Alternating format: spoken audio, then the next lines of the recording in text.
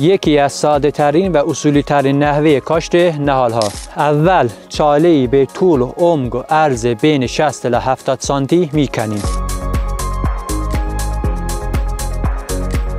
بعد اینکه چاله ما آماده کاشت نهالامون شد، قسمتی از خاک بیرون رو داخل چاله میریزیم.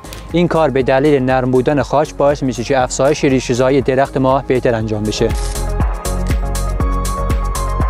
دقت کنید دوستان، وقتی میگیم طول و عمق عرض چاله باید 70 سانتی باشه، منظورمون این نیست که نهال باید حتما تو اون عمق کاشته بشه. محل پیوند حتما باید 5 سانت بیرون از خاک باشه.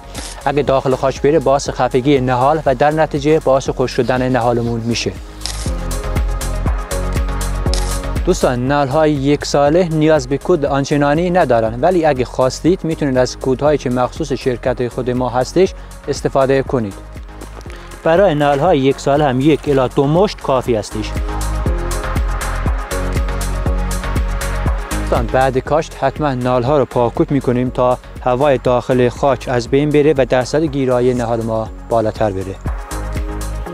بعد کاشت حتما آبیاریتون هم یادتون نره. میانداب نهال رجبی هستیم. اگه میخوام باغی آباد داشته باشید حتما ما رو همراهی کنید.